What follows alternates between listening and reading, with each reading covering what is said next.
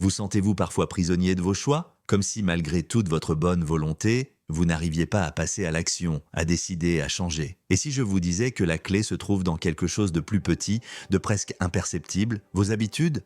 Oui, vous avez bien entendu. Ces petits gestes quotidiens, ces routines que vous accomplissez sans même y penser, recèlent un pouvoir incroyable. Un pouvoir capable de transformer une vie entière, de vous propulser vers vos rêves les plus fous. Imaginez, vous vous réveillez demain matin et vous découvrez que, sans effort, vous avez acquis une habitude si puissante qu'elle vous rapproche chaque jour un peu plus de vos objectifs. Vous avez l'impression d'être en pilotage automatique, mais en réalité, vous avez programmé votre cerveau pour réussir. Aujourd'hui, nous allons plonger ensemble dans le pouvoir surprenant des habitudes. À la fin de cette vidéo, vous aurez toutes les clés pour comprendre, créer et exploiter ces forces invisibles qui gouvernent vos actions. Qu'est-ce qui différencie la personne qui stagne de celle qui réussit? Un détail, une seule décision minuscule. Cette décision peut sembler insignifiante, mais elle agit comme une pierre lancée dans un lac, créant des cercles concentriques qui finissent par transformer votre existence.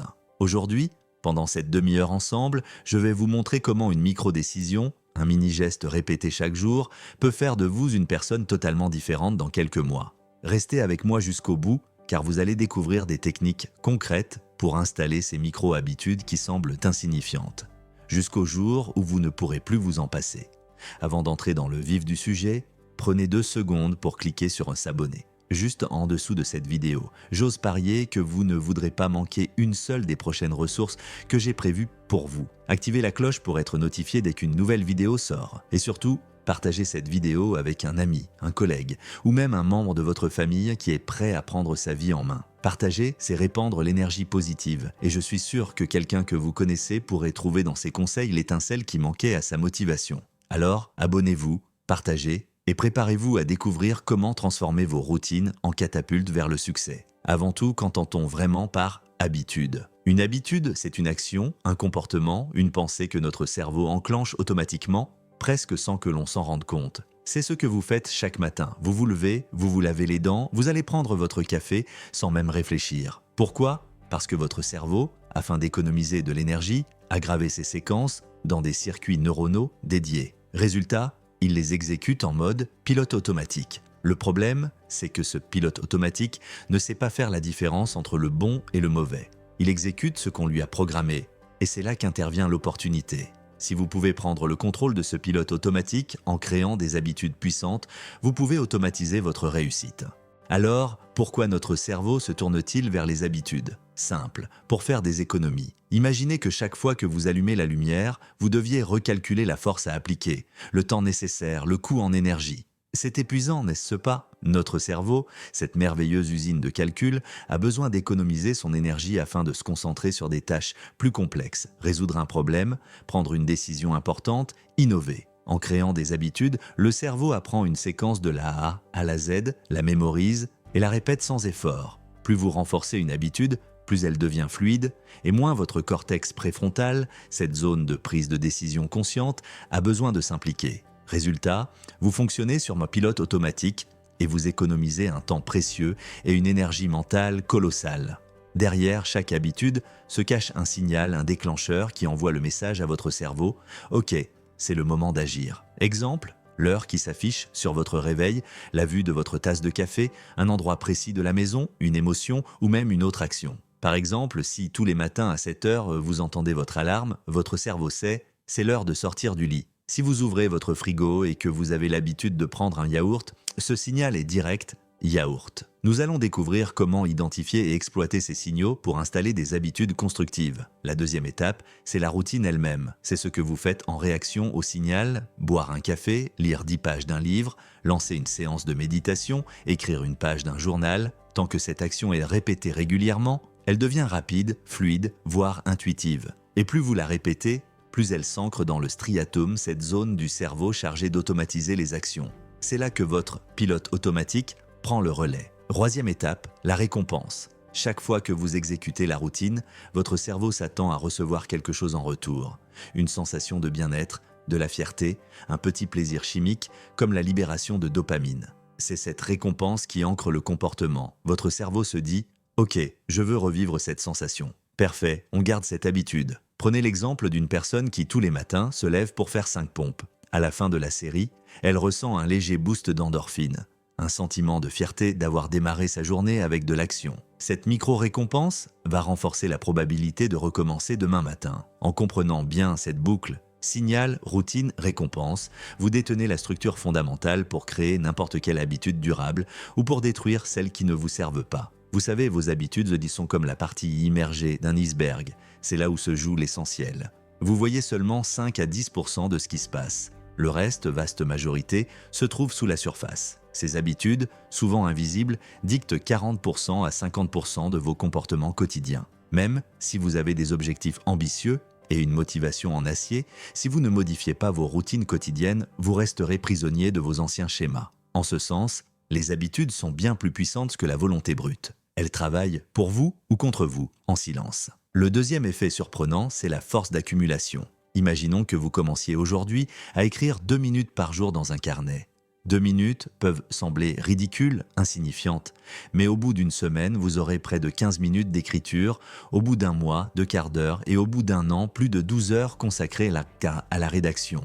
Ces micro-actions quotidiennes les s'ajoutent, se multiplient et finissent par produire un effet exponentiel. On appelle ça l'effet compound ou effet boule de neige. Vous ne le voyez pas immédiatement, mais un petit pas chaque jour, répété sans faute, génère une transformation majeure à long terme. Rappelez-vous, 1% d'amélioration chaque jour, pendant 365 jours, c'est 3665% d'amélioration cumulée. C'est l'effet le plus puissant que vous puissiez imaginer. Alors, choisissez bien vos 1% quotidiens. Regardons quelques exemples pour illustrer ce pouvoir. Denzel Washington, l'acteur légendaire, commence chaque matin par une routine de méditation et d'échauffement vocal avant d'entrer sur un plateau. Ce rituel établit son état mental optimal, son calme intérieur, sa confiance. Il attribue grande partie de sa carrière à cette discipline immuable. J.K. Rowling, auteur de la saga Harry Potter, avait l'habitude d'écrire tous les jours, même si ce n'était que 5 phrases. Grâce à cette constance, elle est parvenue à terminer le premier manuscrit et à transformer une simple idée en un phénomène mondial. James Clear, auteur de Atomic Habits, raconte qu'il a vaincu sa dépendance aux cigarettes en remplaçant chaque envie par 2 minutes de respiration profonde, puis en allongeant progressivement la durée. Il insiste sur le fait que la clé réside dans la simplicité de la petite habitude. Ces exemples vous montrent qu'on ne parle pas forcément de routines spectaculaires. Souvent, ce sont des gestes minuscules, répétés avec constance, qui font la différence. Laissez-moi vous raconter l'histoire d'Emily, entrepreneur dans le domaine de la décoration intérieure. Il y a 2 ans, elle passait ses journées à courir de rendez-vous en rendez-vous, mais elle n'arrivait jamais à avancer sur son projet de livre d'idées déco. Elle était constamment débordée et finissait souvent la tête dans un dictionnaire épuisée. Un jour, elle a décidé de prendre une habitude simple. Consacrer 10 minutes chaque matin, juste après avoir bu son café, à planifier une idée créative pour son livre. 10 minutes, pas plus. Au début, c'était difficile. Elle devait résister à l'envie de checker ses messages, de répondre à un email, de se remettre au travail concret. Mais elle s'est forcée pendant 15 jours. Au bout d'un mois, ces 10 minutes étaient devenues automatiques. Elle les faisait avant même d'y penser. 3 mois plus tard, elle avait accumulé près de 15 heures de réflexion créative, assez pour rédiger le plan détaillé de son livre. Aujourd'hui, son ouvrage est vendu dans plusieurs librairies et elle est devenue influenceuse déco avec plus de 100 000 abonnés sur Instagram. Tout a commencé par 10 petites minutes, chaque jour. Les chercheurs en neurosciences expliquent que nos gestes quotidiens, se brosser les dents, se préparer un café, etc., sont en partie automatiques. En transférant des actions à nos habitudes, nous libérons de l'énergie mentale pour d'autres tâches. Autrement dit, moins nous réfléchissons à faire du bien, plus nous pouvons penser à rêver grand. James Clear, l'auteur d'Atomic Habits, l'illustre parfaitement. Les habitudes sont les briques silencieuses avec lesquelles nous construisons notre avenir. Une par une, jour après jour, ces briques creusées transforment nos intentions en réalisations concrètes. La conséquence ? Au lieu de compter sur un seul exploit héroïque, c'est la répétition quotidienne de petits gestes alignés avec nos objectifs qui fait toute la différence.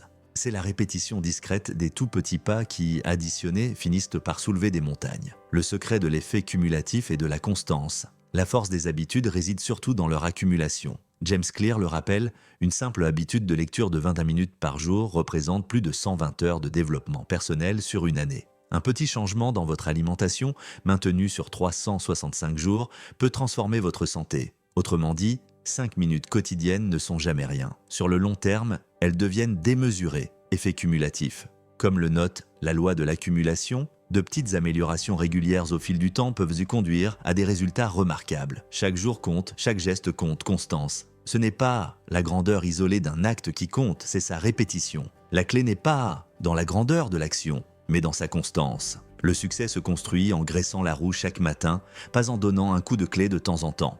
Discipline quotidienne. Will Smith le dit fort et clair, les rêves sont bâtis sur la discipline. La discipline est bâtie sur les habitudes. Chaque matin où vous décidez de répéter votre rituel, aussi simple soit-il, vous placez une pierre de plus sous l'édifice de vos rêves. Cette vision a aussi un impact scientifique.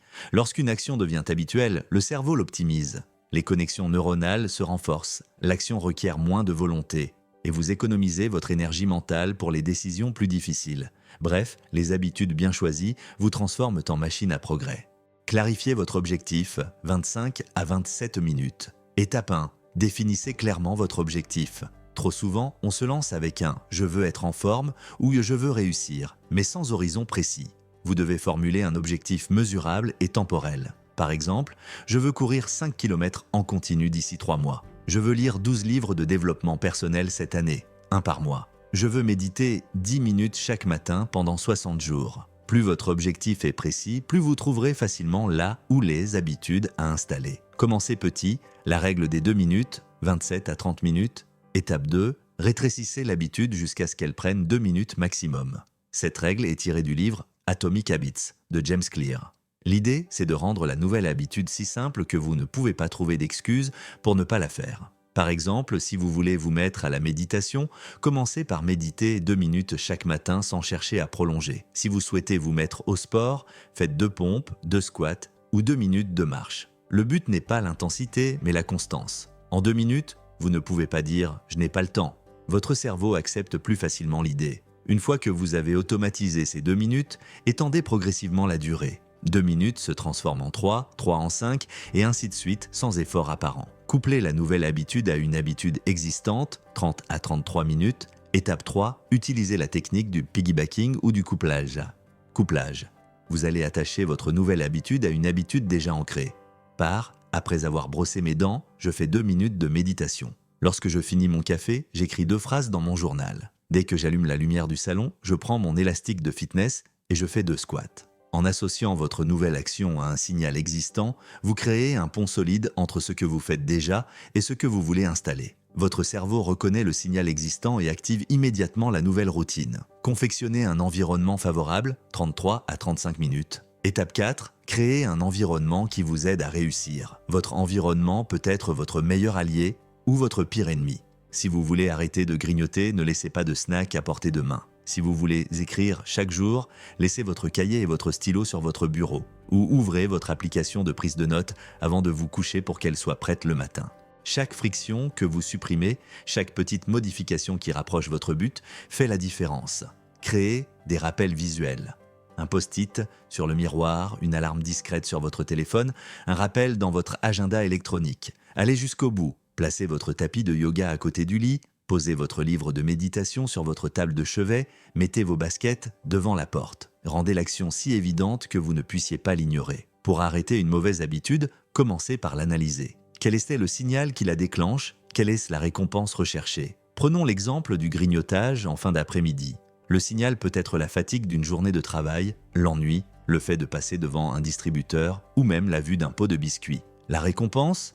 Une baisse de stress, un sentiment de satisfaction, un relâchement physique. Notez chaque jour le moment où vous succombez à la mauvaise habitude, le contexte, votre état d'esprit, la récompense que vous obtenez. Cette prise de conscience est la première étape pour rompre la boucle. Remplacez la routine, 37 à 39 minutes. Remplacez la mauvaise habitude par une bonne alternative qui procure une récompense similaire. Si votre signal est le stress de 16 heures et que vous allez vers le frigo pour grignoter, trouvez une action qui vous procure la même détente. 2 minutes de respiration consciente, une courte promenade, 5 étirements ou une tasse de thé sans sucre. L'idée est de répondre aux mêmes besoins, stress, ennui, fatigue, sans léser votre santé ou votre productivité. Peu à peu, votre cerveau comprendra « quand je suis stressé à 16 heures, il suffit que je fasse ces 5 étirements pour me sentir mieux ». Vous brisez la boucle néfaste et la remplacez par une boucle vertueuse. Augmentez la friction pour la mauvaise habitude, 39 à 40, compliquez l'accès à la mauvaise habitude. Si vous passez trop de temps sur les réseaux sociaux en plein travail, désinstallez l'application, déconnectez-vous ou utilisez un bloqueur de site pendant vos heures de concentration. Si vous fumez, forcez-vous à marcher 5 minutes avant d'aller chercher votre cigarette. Si vous avez tendance à acheter des snacks au coin de la rue, passez par un itinéraire différent. Chaque barrière supplémentaire réduit vos chances de céder à la tentation. Votre cerveau, chez 90% des gens, cherche la voie la plus courte pour combler un besoin. Si cette voie est parsemée d'embûches, il cherchera autre chose. Voilà une proposition de routine matinale pour vous donner un exemple concret. Réveil à 5h30, buvez un grand verre d'eau tiède avec un quartier de citron pour réhydrater votre corps et réveiller votre système digestif. 2 minutes. 2 minutes de méditation, asseyez-vous, les yeux fermés, concentrez-vous sur votre respiration, inspirez en comptant jusqu'à 4, expirez en comptant jusqu'à 4, simple mais efficace, 2 minutes. Écriture dans le journal. Notez 3 choses pour lesquelles vous êtes reconnaissant, puis fixez votre mission critique du jour, la tâche qui compte le plus. 5 minutes. Étirement ou yoga doux. 10 minutes d'exercice léger, cat-cow, chien tête en bas, planche, pour réveiller votre corps. 10 minutes. Lecture inspirante. Lisez un chapitre d'un livre qui vous motive. Développement personnel, biographie, essai. 10 minutes. Petit déjeuner sain. Préparez un repas complet, protéines, fruits, fibres. Évitez les écrans pendant ce temps pour rester présent. 15 minutes. Planification rapide, regardez votre agenda, récapitulez mentalement vos priorités, visualisez votre journée. 5 minutes. En moins d'1 heure, vous avez activé votre corps, éveillé votre esprit, nourri votre mental et clarifié votre focus. Vous démarrez la journée à 100%. Pause productive en milieu de journée, 44 à 46. À 14 heures, vous sentez souvent la baisse d'énergie. Pour contrer cela, faites une pause de 5 minutes toutes les heures. Levez-vous, marchez dans le bureau ou chez vous, faites quelques étirements, respirez profondément. Chaque minute d'activité physique relance la circulation sanguine, oxygène votre cerveau et vous redonne un coup de fouet pour travailler plus efficacement. Rituel de clôture de journée, 46 à 50. Le soir, mettez en place un rituel pour signaler à votre cerveau que la journée se termine. Par exemple, déconnexion numérique, 10 minutes avant le dîner, éteignez vos écrans, éloignez votre téléphone. Écriture de gratitude, 5 minutes, notez 3 réussites du jour, même minime. Planification du lendemain, 5 minutes. Identifiez la tâche prioritaire du matin. Lecture ou méditation, 15 minutes. Choisissez un exercice de relaxation ou un livre inspirant. Préparation au sommeil, 20 minutes. Diminution de la lumière, respiration profonde, automassage du cou ou des épaules, ambiance calme. Ce rituel envoie à votre cerveau le message « Il est temps de ralentir, de récupérer, de recharger ». Vous dormez mieux et vous êtes prêt à attaquer le lendemain avec une énergie renouvelée. Le premier piège, ne pas mesurer votre avancement. Sans suivi, pas de repère, pas de motivation. Utilisez un carnet, une application, un calendrier où vous cochez chaque jour la réalisation de votre habitude. Voir la chaîne de jours consécutifs crée un effet, ne pas briser la chaîne y est très puissant. Ne laissez pas votre habitude se perdre dans l'oubli. Vouloir courir 10 km dès la première séance, vouloir méditer 1 heure d'emblée, vouloir écrire 3000 mots le premier jour, c'est courageux mais souvent contre-productif. Vous risquez le surmenage, la frustration et l'abandon. Mieux vaut démarrer modeste, 500 mètres de course, 5 minutes de méditation, 200 mots. L'effet « small wins » vous pousse à persévérer. Le troisième piège, l'auto-jugement sévère lorsqu'on rate un jour. Parfois, la vie fait dérailler votre planning. Une urgence, un imprévu, un contretemps. Plutôt que de vous en vouloir, acceptez l'imperfection. Faites au minimum 2 minutes. L'important, c'est de maintenir la connexion, même minuscule. Soyez indulgent avec vous-même et remettez vite le nez dans le guidon. Maintenant, c'est à vous de jouer. Quels petits gestes allez-vous installer dès demain matin? Méditer 2 minutes, écrire 2 phrases, faire 2 pompes, marcher 2 minutes? Écrivez-le dans les commentaires en dessous de cette vidéo. Engagez-vous publiquement et vous verrez que vous aurez plus de chances de tenir votre promesse. Je vous lance un défi. Choisissez votre micro-habitude, commencez-la demain matin et maintenez-la pendant 30 jours consécutifs. Pas de pause, pas d'excuses. Imaginez à quel point vous serez différent le jour 31. Un an après, vous ne reconnaîtrez plus la personne que vous étiez il y a 365 jours. Partagez vos progrès chaque semaine dans la communauté. Encouragez les autres, trouvez un partenaire de responsabilité. Ensemble, nous irons plus loin. Merci d'avoir passé ces 30 minutes avec moi pour comprendre le pouvoir surprenant des habitudes. Si cette vidéo vous a aidé, mettez un j'aime, abonnez-vous si ce n'est pas déjà fait et surtout, partagez-la avec toutes les personnes prêtes à changer leur vie. Rappelez-vous, La transformation ne vient pas d'un coup de baguette magique, mais d'une série de petits gestes répétés dans le temps. Commencez aujourd'hui, répétez demain, avancez chaque jour un peu plus. Vous avez le pouvoir de changer et ça commence avec une habitude. À très bientôt pour de nouveaux conseils et n'oubliez pas, c'est dans l'action que la magie opère.